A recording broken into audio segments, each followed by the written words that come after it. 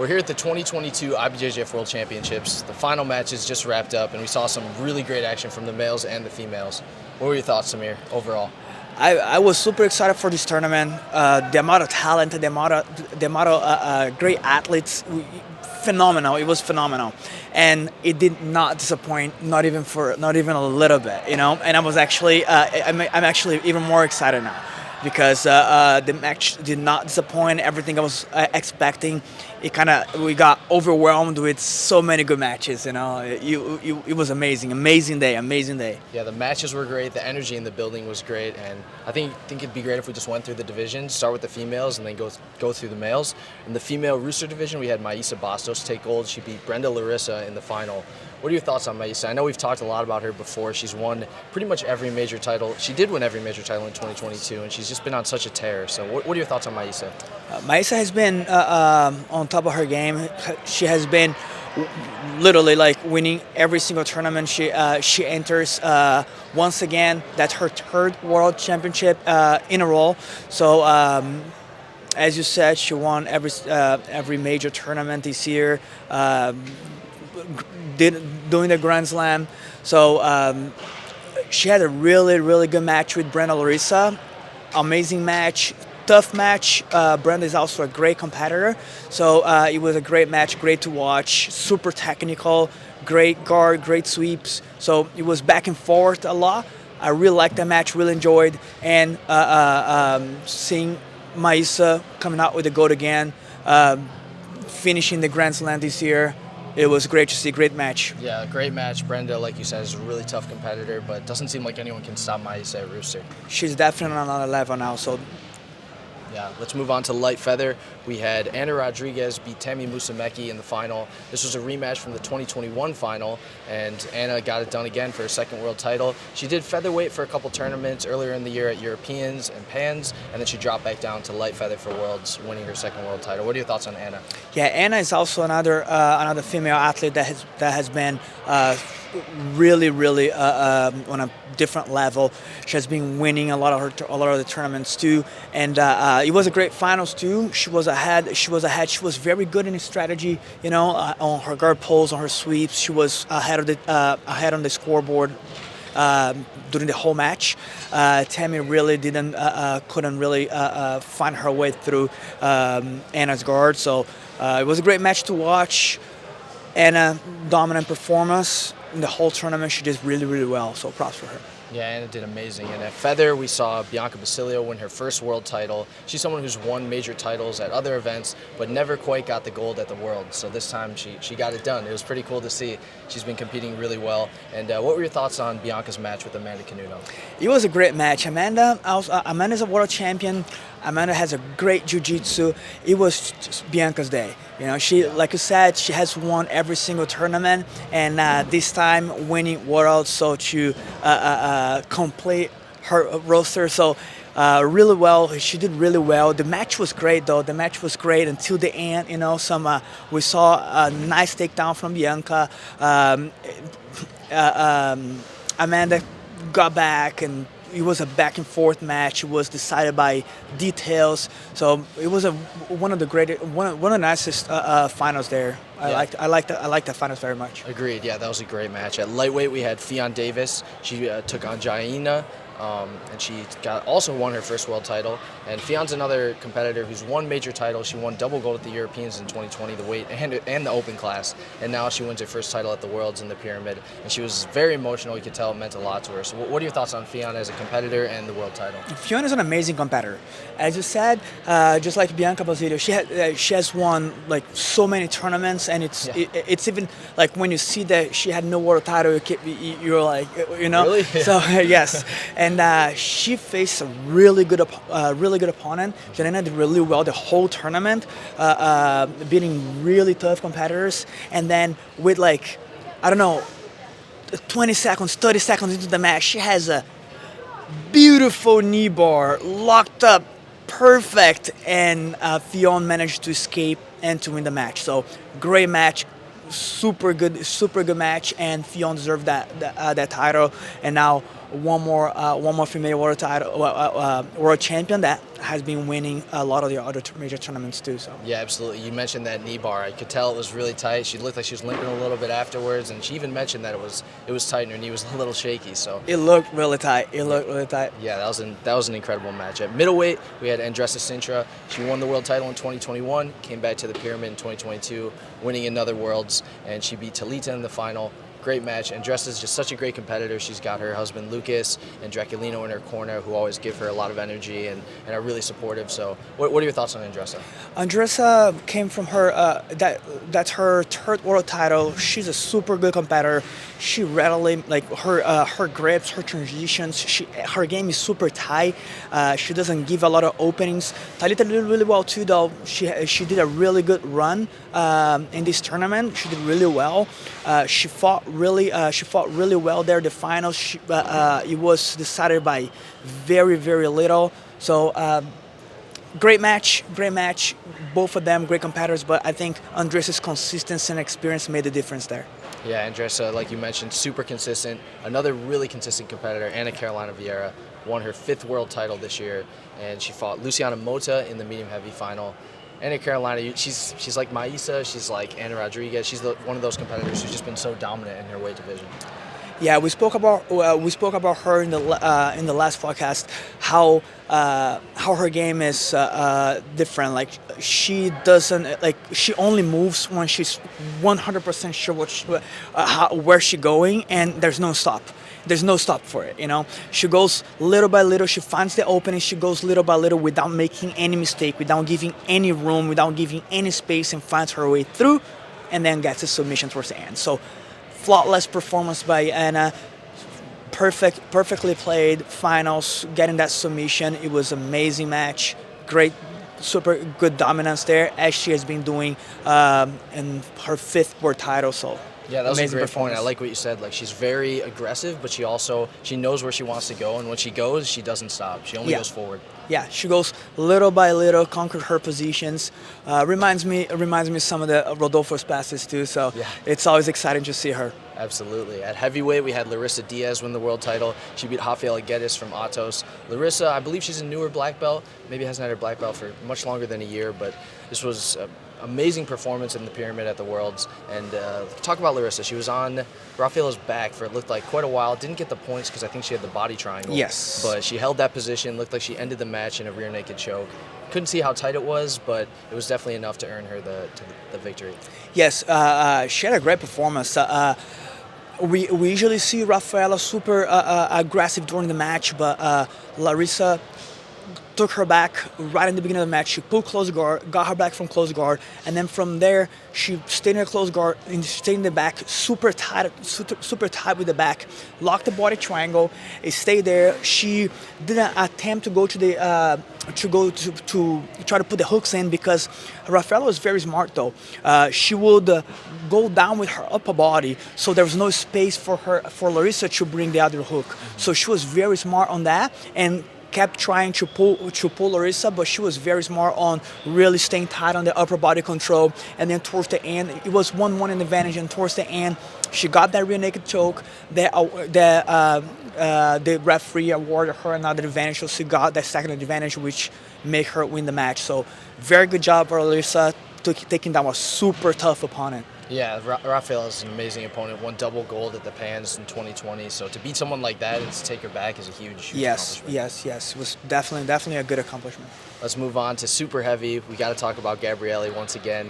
And this was pretty much an incredible weekend for her overall, because she won an award for the double Grand Slam. She was the #1 ranked female, so she won an award for that. And then she wins 2 more gold medals. You really can't beat a weekend like that. Yeah, she keeps on writing her name in the history of the female jiu-jitsu. It's amazing what she has been doing. Incredible performances from her. She had some great matches this week, and it's not that it was that easy for her. She really worked to be there. You know, like everything she's doing amazingly well. Her game is super complete. You see her from the bottom, like how she performs from the bottom, how she performs from the top. She never stalls a match. She always goes forward, always push forward. She does deserve everything that's happening to her. Yeah, she's had such amazing results, and now it's like who can beat Gabrielle? It's going to be a race to see who can get there. Yeah, that's the question that we live in the air. Yep, absolutely. So let's move on to the male division. Sound good? Yes. All right, let's talk about Roosterweight. We had Taliesin Suarez win his first world title. He beat Carlos Bebeto Oliveira. It was a rematch from the 2022 PANS final where Bebeto actually won. This time it was Taliesin who took the victory. Great match, as it was at PANS too. So funny thing too, that was the European champion against the Pan American champion, and they made the world champion, so the world final. So super tough match between them as always, super technical. It was with a lot of movements. Taliesin showed a great performance, great passing game too. Never stopped in one position, really trying to pass. Bebeto was a really great guard, also pushing the pace, both of them. And towards the end, Bebeto tried to come up in a sweep. Taliesin, very great defense there. Both of them displayed a really good jiu-jitsu, and Taliesin, congratulations for his first world title. Yeah, he did great. He mentioned in the post-fight interview that this camp at AOJA and training under Guy Mendez was a big factor in his victory, so he wanted to give them a special shout-out. And yeah, that was a great performance, and you could see the influence of Guy in his performance. Yeah, definitely. You can see his top game is more solidified. You can see the difference also between their match. And at PAMS and the match here. If you remember the match at PAMS, he would sweep, Bebeto would sweep right away, like in a very short amount of time. And this time it wasn't like that. This time, as Taliesin was on top, he was able to really apply pressure there and get some good positions too, So you can see the difference, you can see the improvement in his game from PAMS to Worlds. And at light feather, we had two Dreamart competitors. Mayra Malvez took the title, beating Diego Pato in the final. Diego Pato won 2021 Worlds, one of the best competitors in that light feather division. But what was your take on Mayra's performance this weekend? Man, Mayra has been on fire this whole weekend. Has been having some great matches. What he did at semifinals is not something that we see in the semifinals of the Worlds. He got a 1 minute and a half, I think, submission after some really great transitions. His performance was amazing this whole tournament. Great fight with Diego Pato in the finals, which was the current champion. Tight match decided by referee decision.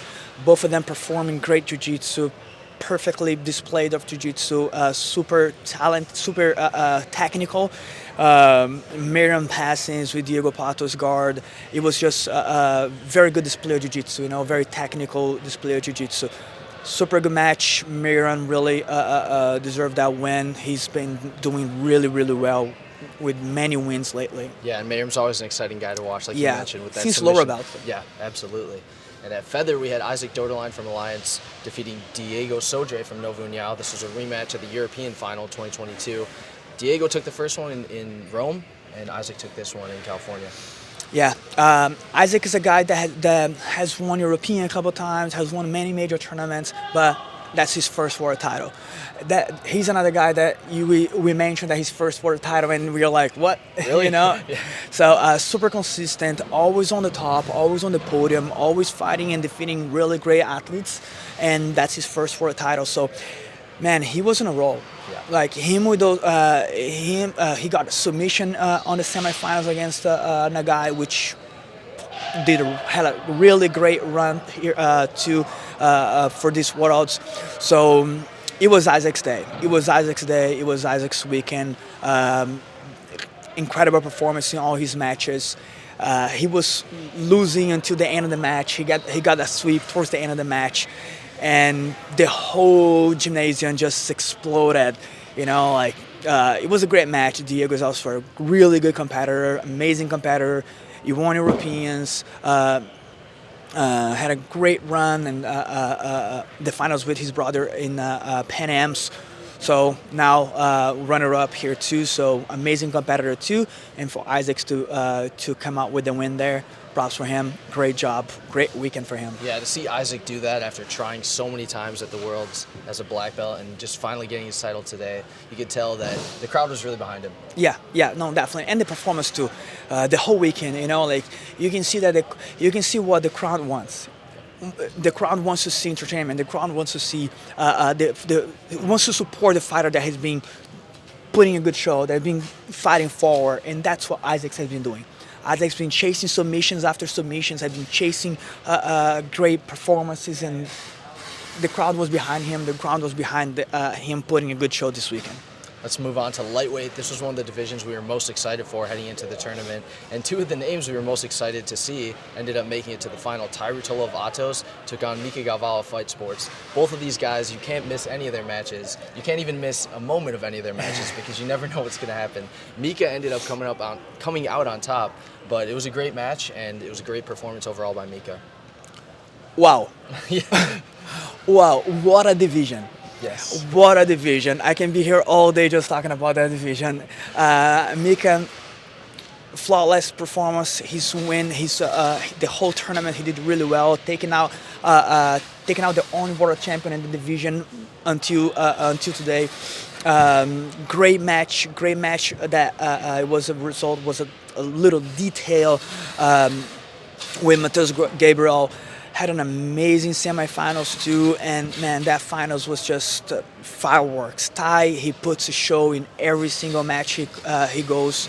Mika, the same thing. So I was already excited for that match because I knew that match was going to be entertaining. You know, because that generation, both competitors, they just put a show in every single match. Doesn't matter who they're fighting, they're always gonna put a show. And then when they face each other, it's even better for us, right? So great performance. He really pushed the pace there. Got some really good positions on Ty, and Ty always fighting, never gave up a position. There was a point where Mika passed the guard, took the back, set up a choke, and then all of a sudden, Ty turned out and no points were there, only like 5 advantages, you know? So it was just an incredible match to watch. I'm definitely going to go home and rewatch it, even though I watched like front seat, you know, just how great it was. So amazing to see Mika Galvão winning that first world title. And one thing we got to comment. New world champion in every division, rooster, light feather, and lightweight. That is crazy. That's such a crazy statistic. We saw some dominating performances from competitors who'd won world titles, and then we saw all those new champions as well. Yes. Best of both worlds. And another note on Mika, he's only 18 years old, and he mentioned that he cut down to light for this Worlds because he doesn't think he's going to be able to make that weight as he gets older. So we could see him at middle next year. Yeah. And that's going to be a good one. Yes. And that's going to be a good one. Let's talk about middle. Tynan Dalpra, the king of the middleweight division right now, beat Andy Murasaki in the final by submission. Tynan's just been on an absolute tear. Really, we've talked a lot about him, but I want to hear some more thoughts about this Worlds in particular. I'll say flawless performance by Tynan. Again, showing how dominant he has been in this division. And I'll tell you one thing, even more in this tournament. We saw a way more back and forth match with Ronaldo in the previous tournament. This one he did show way more dominance on that match. He did show great dominance in the finals too. You know, like just a submission in the finals of the world is not something very common. And after dominance performance too, in semifinals and finals and getting submissions, you know, we see how much his level, how much higher, how much has been dominant in that division. And one more time, the king is reigning, you know? Yeah, it was incredible. And it was also cool to see his coaches, Guy and Hoffa, get inducted into the IBJJF Hall of Fame this weekend as well. So I think that added a little bit of extra spice to his performance, a little bit of extra energy. So that was amazing. And let's move on to medium heavy. We had Leandro Lo, who's basically the king of the Walter Pyramid, taking on Isaac Bahiennes. Leandro Lo ended up winning that match, and the whole crowd was behind him. You can't not love watching Leandro Lo compete. So what are your thoughts on Lo's latest world title? Man, it's always amazing to see Leandro. It's always amazing to watch him competing. He's just such an entertaining fighter.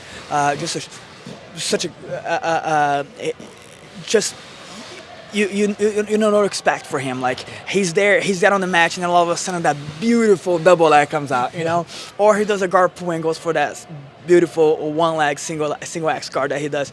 So He faced a really good opponent. You know, he faced Isaac Bayense in the finals, which just had a great match against Gustavo Batista in the semis. So really good match. I was expecting fireworks from that match because every match Isaac Bayense is in, it's always fireworks. Leandro never backs out, always pushing forward too. So it was a great match. Leandro, that double leg got him the victory. You know, he did got some really good positions afterwards too. But that double leg I think really made a difference. Surprised Isaac Bayense and gave him the win. Yeah, some more classic Leandro. You gotta love that. Let's move on to heavy. We had Connie Duarte of Atos win another world title. He won in 2021 in Anaheim.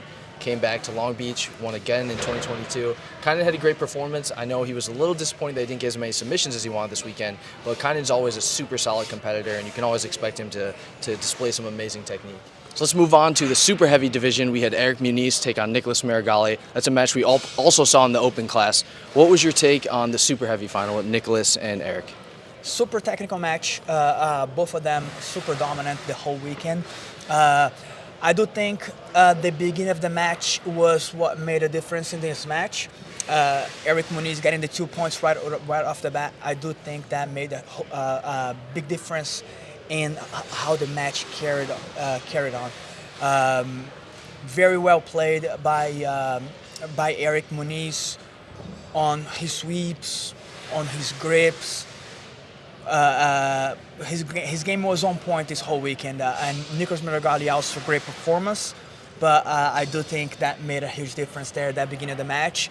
I think that gave Eric the win on that one. Yeah, like you said, Nicholas had a great performance all weekend, but Eric took his guard to another level again and looked incredible in the super heavy final. Let's move on to ultra heavy. This was likely one of the best comebacks of all the finals, maybe of the whole tournament. We had Victor Hugo and Gutenberg Pereira. Let me hear your thoughts on that match. Man, that match was crazy. I was like, when I saw that match, both of them coming in, I was trying to play out that match in my head, and it came out way better than I thought it was going to be. Like, I thought it was going to be a really good match back and forth, but this way it was just so much nicer. You know, like how Gutenberg was able to like put so much pressure and get some really good positions right off the bat, and then staying 9 minutes. Super super dominant for 9 minutes, and then with one grip, Victor Hugo gets the pen grip, come up after being crushed in half guard for so long, sweeps, pass the guard and mount, and turn a 2-0 5 advantages to like 9-2, I believe. So great comeback. Like you said, I think the best comeback of the whole weekend. Great match to watch. I'll probably watch that again. You know, like super nice match. And man, Victor Hugo, man, that guy. Don't sleep on that guy until the time's over, you know. Yeah, he mentioned in the post-fight interview that Chantre Ribeiro really helped him with that, puts him in a lot of bad positions in training and forces him to fight out of them, so it really paid off. Yeah, absolutely. Let's talk about the open class final. We already talked about Eric and Nicholas in the super heavy final, but they fought again in the open class. This time Nicholas got the victory. What was your opinion on this match? Yeah, I do think the strategy made a difference on this one. Nicholas Marigolli, like I said, the first match he was losing by 2 in the beginning, so he had to really try to come back the whole time, which forces you to sometimes make mistakes and not really think through very well, not think straight. So on this one, Nicholas Marigolli was able to impose a little bit more his top game, which I always say I'm always impressed by. His top game is amazing, how he passed through the hip line, forcing you to play half guard, and that's when he's super dangerous. He's super dangerous getting to half guard and getting kimuras from there, armors from there, passing the guard from there, and that's what he forced Eric to be in.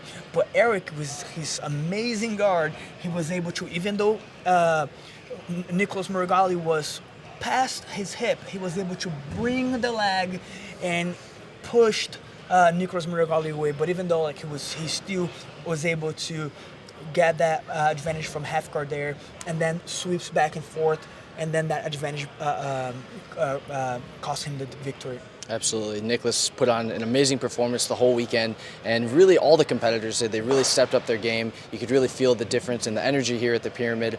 Any final thoughts on the 2022 Worlds? Yeah, besides that I got the pick for the right pick for female and male open class. Yes, some really good matches. I was amazed with this whole weekend. Some really amazing matches. Man, this generation, it's been so exciting to watch. Pushing the pace, going forward. A lot of top game being played in the lighter weight division, which was not very common before. So super excited for this new generation. Super excited for the generations that are coming. Great matches that I watched, man. Like one of the best matches of the whole tournament, in my opinion. Fabrizio and Nagai in the featherweight division. So whole tournament full of great matches. I'm definitely gonna rewatch some of the matches that even though I watched live there, I like just rewatch just how excited it was, you know, and pick up some details too. So yeah, man, this whole tournament, it did not disappoint me a bit, you know, like it just amazing weekend of fight, full of great fights. I'm sure if you missed any of the match there, you missed out a lot. Absolutely. I'm definitely going to go back and watch a lot of these, probably for years to come. So thank you again, Samir, and thanks everyone for watching, and we will see you guys again soon at another tournament. Thank you very much, Danny. Take care. Thank you, guys.